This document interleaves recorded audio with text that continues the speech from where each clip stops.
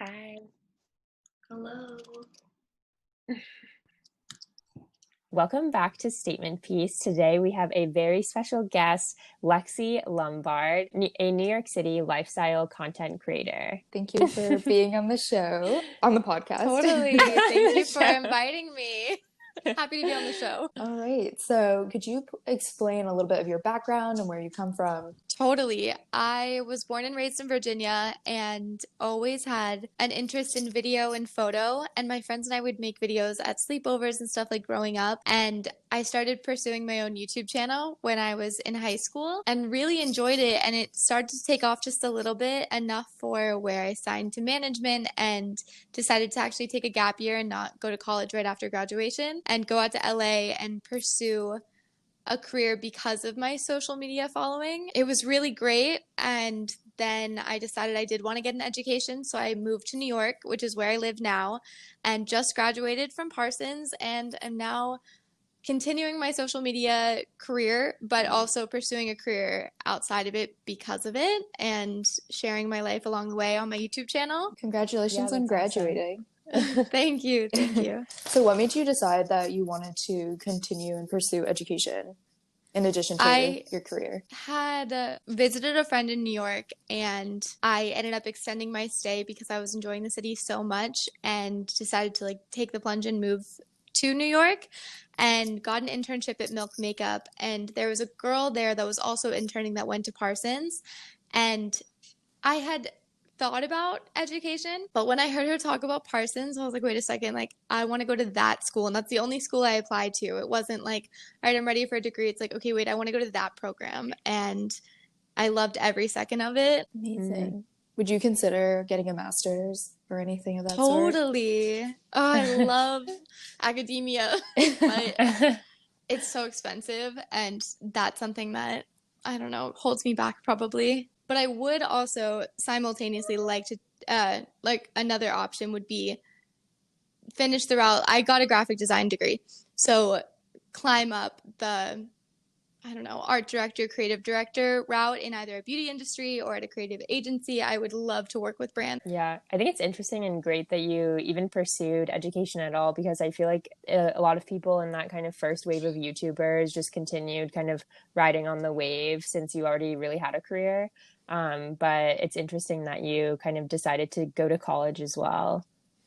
And I think it helped my YouTube career as well. Simultaneously, the things I was learning in school in particular were helping out, like learning Photoshop helped with thumbnails. So on a rudimentary level, it helped. But also, I felt like I was growing as a person and felt like I could offer more and had more to share, as opposed to when I wasn't going to school. And this is not for everyone, of course, but for me, I felt like I wasn't growing and I didn't have a life outside of my YouTube channel to share.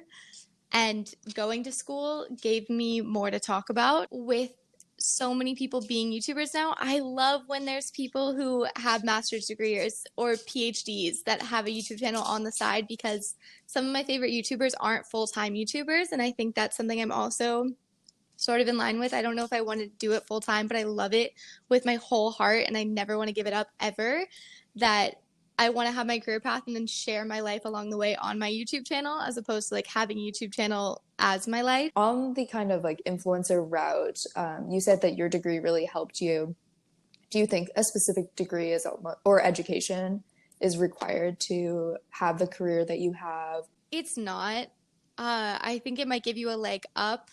I think there's definitely benefits to it, but it's not required. And if you're someone who can self-educate, you can learn everything that I learned and more at your own pace, on your own time.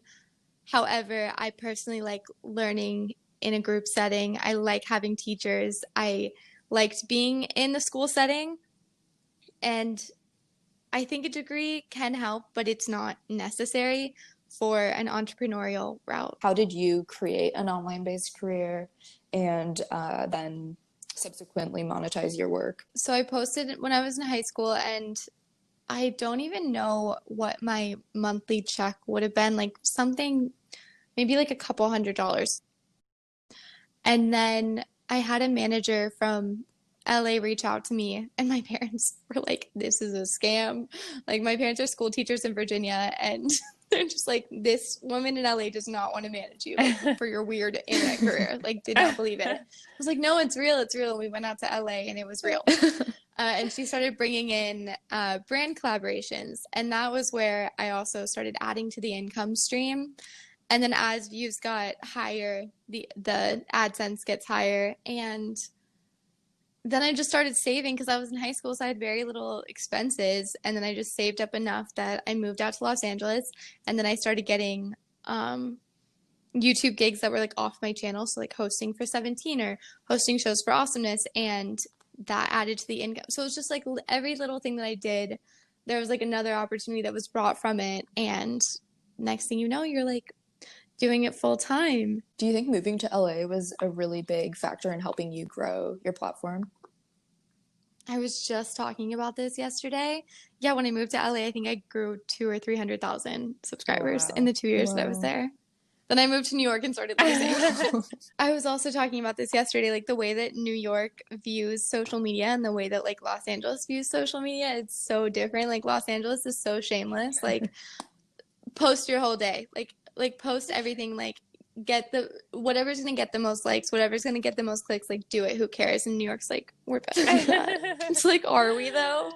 Like speaking more back to like the monetization of having an online career and all of that, how have you dealt with different brands approaching you or brands that you may not necessarily agree with? Yeah, totally. I was talking about this the other day to someone, and this skincare brand hit me up, and it's like one that I've seen YouTubers advertise a lot.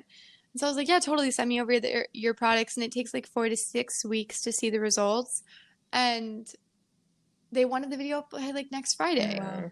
It was just like, but like your claims literally say 4 to 6 weeks. Like at least give me 4 to 6 weeks to try it out before I say anything. Because God forbid I mention it to my YouTube channel and then people buy it and then they're breaking out. And I'm like, oh my God, this is all because I wanted like a quick check.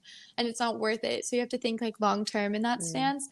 Sometimes I'll work with brands like that people don't morally agree with, but I'm like, I shop there. Do you really not shop there? Like, come on, like we're all like, I don't know. And a lot of people want you to shop or like promote only indie brands, but I'm not opposed to like having larger corporations like to work with, as long as it's something that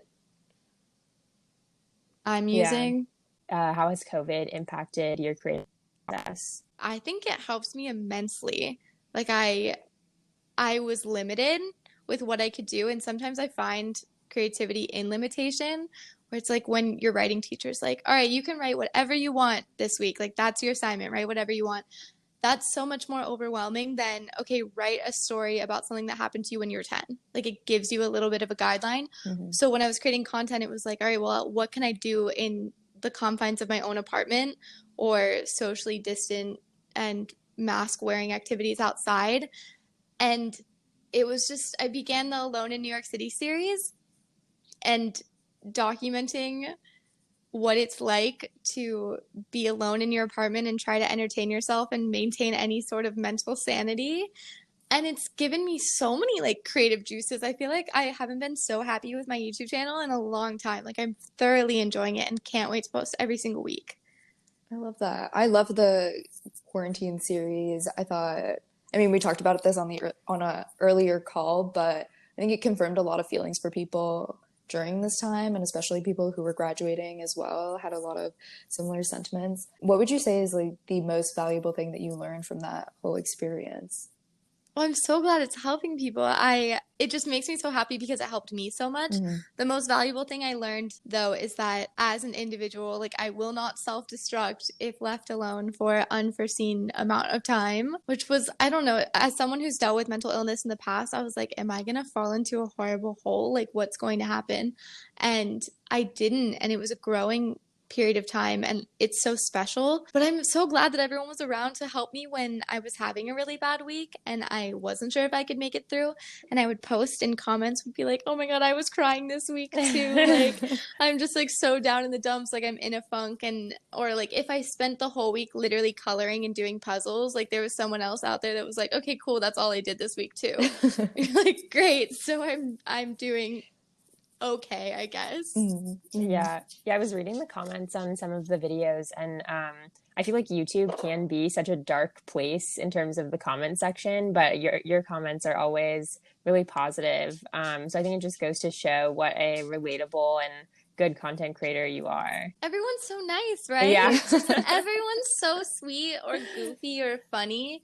I rarely get, even just a troll. Like, not, I like the size of my audience. I think everyone's really wonderful. Like, I just want to get to know everyone even more. Yeah. Yeah, it's crazy because you have 400K, I think, right? Mm-hmm. And that's so many people, but you don't get any haters, which is great. Yeah, I'm lucky. I really am, because some people are also positive, doing their own thing, like not doing anything inherently wrong, Yeah. and they're just not given a break Yeah. whatsoever, and they have to watch everything they say. And I feel like I don't whatsoever.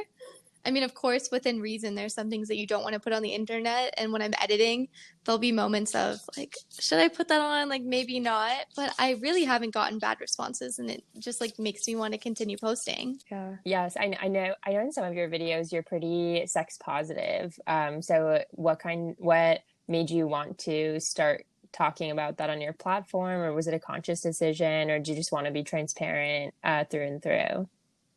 I think as we get older, like sex becomes more relevant in the conversation between friends, and I generally bring up whatever I talk about with my friends to my Right. YouTube channel.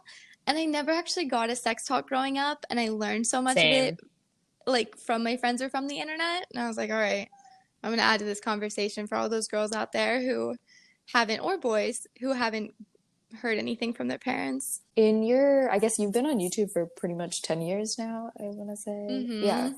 How have you seen the platform change, and how have you seen your channel grow as well? I actually really like where it's at now. Mm-hmm. I think we went through a really hard transition on the platform when people decided it could be a career path, because then it was a really big question of like, are people doing this because they have a passion or a hobby for making videos and sharing their life, or is this a money grab? Mm-hmm. And you got the wave of people where it was simply a money grab. And now people are approaching it like, okay, if this is a way to earn a living, like, how can I do this while also enjoying myself and creating an audience with depth, as opposed to just trying to get as many clicks as possible?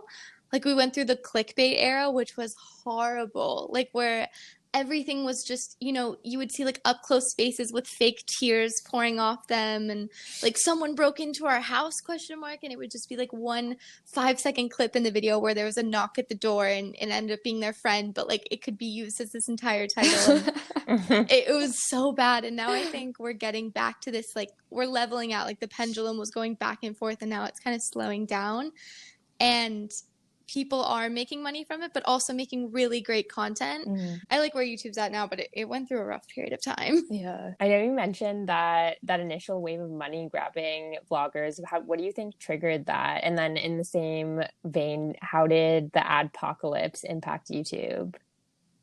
Define the adpocalypse. Like, what Well, I mean, I'm not as familiar with YouTube as Sita is, because I didn't really get deep into it until college, but whenever I've watched interviews with David Dobrik, for instance, he always talks about how there was the adpocalypse, and I think it was 2018. A bunch of big ad spaces pulled out of YouTube, and it ended up demonetizing a bunch of vloggers. I fortunately was not affected by that, and I do remember that. Yeah, okay. So first, the money grab, that had to have come from just people not understanding how to make money on YouTube and assuming that it was very, very, very easy. Because I even remember in that period of time having random people from high school, or just even like random people that I was meeting for the first time, hearing that I had a YouTube channel, being like, oh my God, like, will you give me a shout out? Like, I want to make money on YouTube. Like, it was just this strange idea that you could just like get rich quick, and so everyone wanted to try it.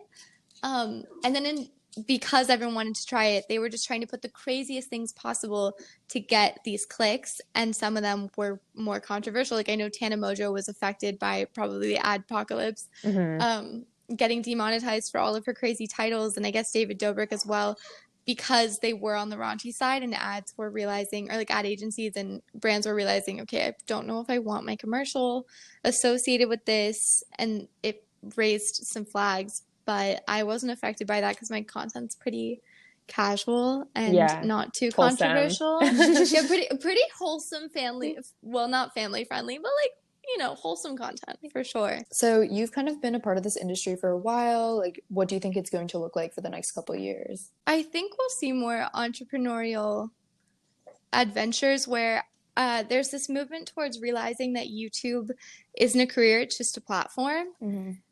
And that's been an eye-opening term to think about, where maybe like I have called myself a YouTuber in the past, and maybe YouTube won't be where it is forever.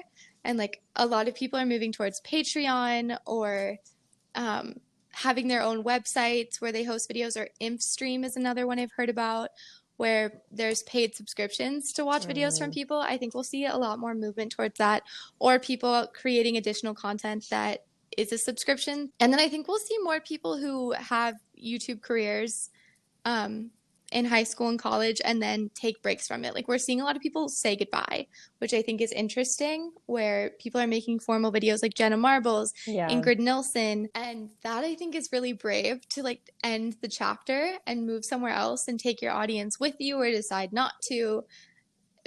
I think that'll be interesting to see. Yeah, it's interesting with the interplay of cancel culture. Like I know Jenna Marbles was kind of along that train, and especially with things like TikTok and Twitter blowing up so much, where you can see content of people that you're not even following, then people get canceled so quickly, like within 24 hours. Like even Gabby Hanna's singing video just went viral like crazy after such a short time. It's wild because you can also gain fame just as quickly as you can be canceled. So someone will rise to fame this week, and then they'll be canceled next week. And it's like they were literally a nobody in South Carolina like 2 weeks ago, like just doing their own thing off the grid. And suddenly everyone knows their name and has an opinion. Everyone on the internet's such an expert. It's just like they're literally a 16-year-old. Like chill. They probably can admit to themselves they don't know what they're talking about. Yeah. Like that's so scary, because I think we've called my content wholesome on this podcast, but like there's plenty of things that I could be canceled for, and I'm like, oh my, like not even things that you're consciously thinking of, because I see people get canceled for things that I'm like, that's not worth any, like that was 10 years ago. Like that wasn't even, that was okay to say 10 years ago. We hadn't learned yet. It's a wild ride. I think that we should challenge ideas as opposed to just silencing people. You grew up kind of through the platform as well. Did you kind of see YouTube change how you grew up in a way at all? Or do you think you were pretty true to yourself? I definitely learned a lot from the internet. The town that I'm from is a little bit more conservative, whereas the internet is the Wild West, and a lot of things that are just like well decided, like right and wrong on the internet, which I used to think that the internet was the world, like that was the conversation of everyone, and now it's very much like there's internet culture. Like you're either like involved with what the internet thinks or you're not, and that's just like the surface part of the internet.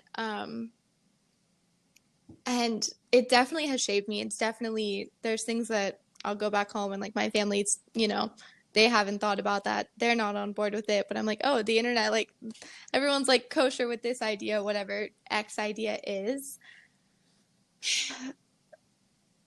Cancel culture, though, is so scary. I'm still thinking about it. Like, who hasn't made mistakes? Like, come on. Like, we all are growing up. And unless someone's like constantly trying to cause issues to the world and like actually aggravate people, I don't know if like they deserve to have their name like ripped apart and their career ended. There's a time and a place, but I think we're just getting really excited over it and just like trigger happy with like, let's end you. Let's end you. Yeah. I saw this tweet earlier this week that said every time we cancel Bryce Hall, we're paying his rent. Yeah.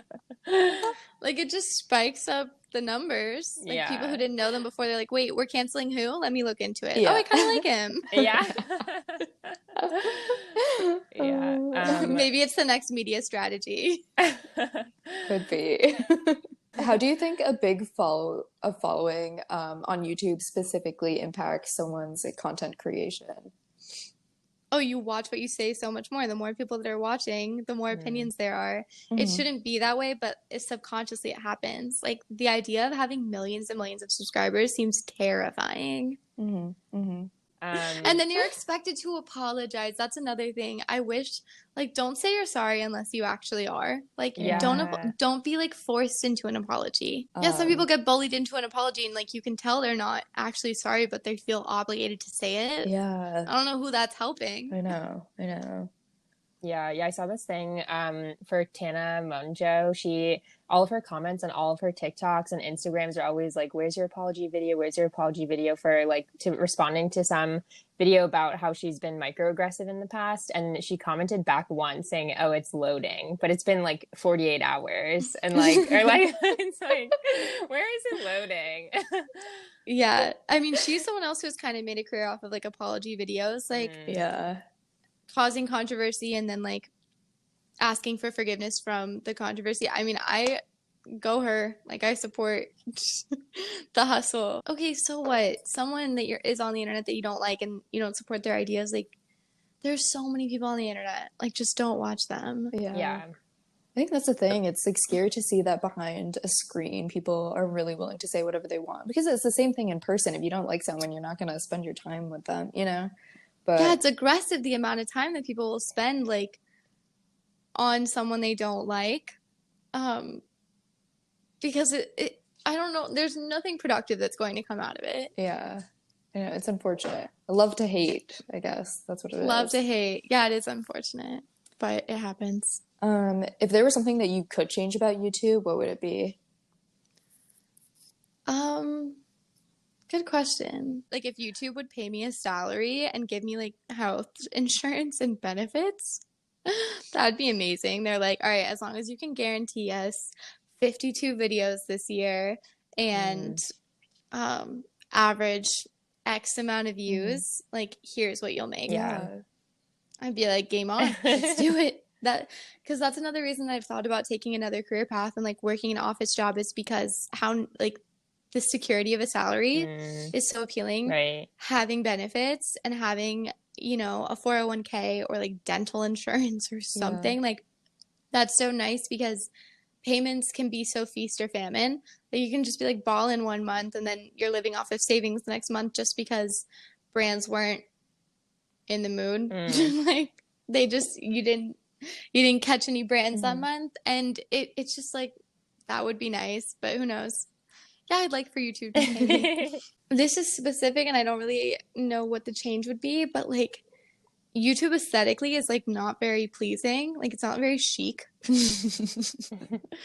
And I've mentioned this in a vlog before, but like the thumbnails that do really well on YouTube are not very cute. And like a lot of like these really beautiful artsy channels, like they just don't pull views. And it's like, why? Their content's great. It's so nice looking. Yeah.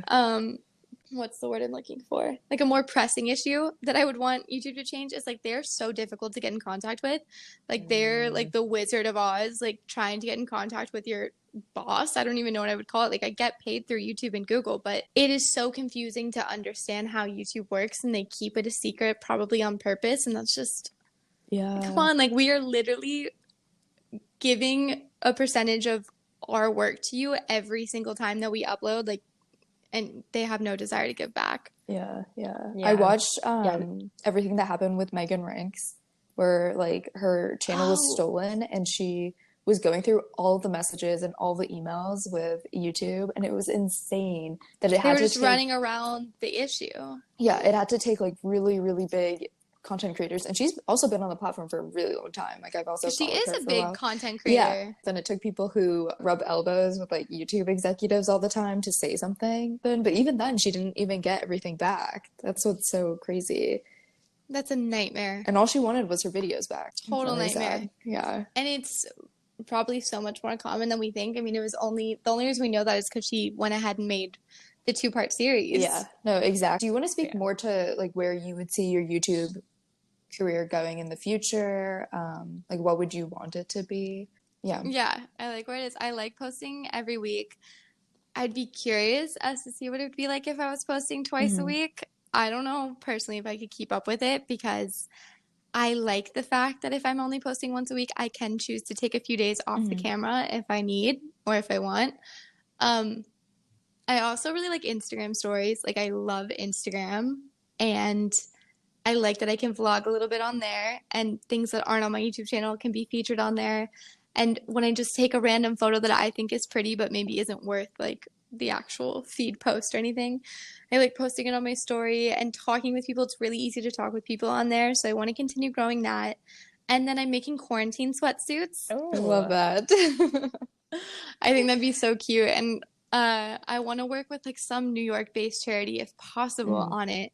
But just having a little like quarantine hoodie for when you're at home and like just, I don't know, a little reminder that it's like, all right, it's fine that I'm Yeah. home. mm. Like we're in a global Yeah. pandemic. Yeah. Was there a particular moment where you realized that you were someone notable, and do you see yourself as famous? I had an ego as a kid. I was such a little asshole. I would sign like birthday cards, like the one and only Lexie Lombard. Like, who did I think I was? I don't know. And it'd be like birthday cards to like my aunt and uncle. Like, why did I need to do that? But I am surprised at like how it's turned out. I don't think this is the route that I would have envisioned for myself as a child, but in hindsight's always 2020. I'm like, you know what? This makes sense for me. Like I see how I got here. Yeah. Okay, What would awesome. be your advice for someone who's just starting out on YouTube?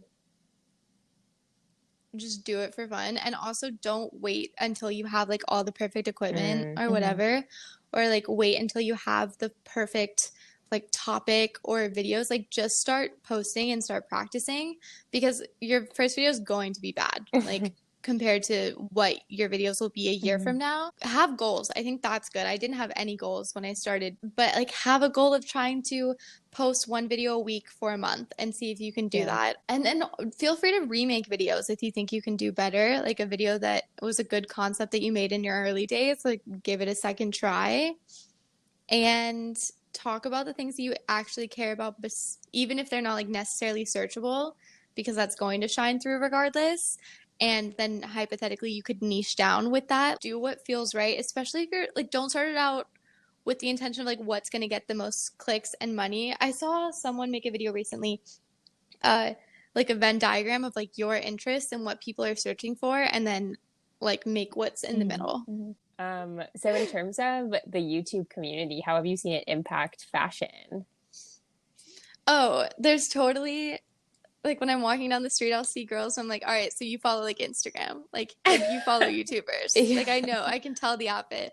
But it's fun. I think it's really nice. Like I got this scarf that I only ever like tie around as a tube top. But I was like, there's got to be other ways to wear it. And so I just like very quickly YouTube searched how to wear a silk scarf as a top. And I suddenly have been wearing it all these different ways. And I'm like, thanks, fashion YouTube. Like, thank you for that. I like it. It's really fun. And I like that I personally love shopping. I like going thrifting. I like, I don't know, window shopping online, saving up for like a designer piece, or I love vintage. And I like that there's a place that I can go online and people are just as excited to see it. So I'm here for it. Yeah, definitely. How would you describe your style? Um, Probably like late 90s, early 2000s with like a mix of contemporary 2020 pieces. Because of course I do go to like some like not secondhand stores. What are your favorite fashion bloggers on YouTube? Let me think. I really like this girl, Lainey Ozark. Hmm. She's from Michigan, I think, and just moved to Chicago. And she doesn't have like that many followers. She's still kind of small. Honestly, a lot of my favorite YouTubers are kind of on the smaller end. Uh, and her and I just already have very similar style. And a lot of her outfits, I'm like, oh my God, I have those pieces in my closet. Like, I can wear that outfit. So I really like her. And she also does a lot of thrifting too. How do you find the smaller vloggers? A lot of times it's through searching. Mm. Like I will like how to tie a silk scarf, or like I've been searching for these Nike retro Jordans, and so I've been looking up sneaker collections, and I found this one girl who has a great sneaker collection, and I don't know, she has like 20,000 subscribers, which is still a great amount, but like, you know, still, I would undiscovered, and I like her. Yeah. And it's kind of fun for watching people who are in the beginning stages of their YouTube journey because they're still like, I don't know. Like it's fun to watch people start their journey. So I like new YouTubers as well. The one question we like to ask all of our guests is if you had to pick one statement piece, what would it be? Statement piece, like be clothing, accessories. Yeah, it can be anything. Jewelry, totally. I think like a little dainty bracelet, like a couple rings, and then like little small sparkly studs in your ears. Like I feel so cute. Like I go swimming every day with my parents at the pool.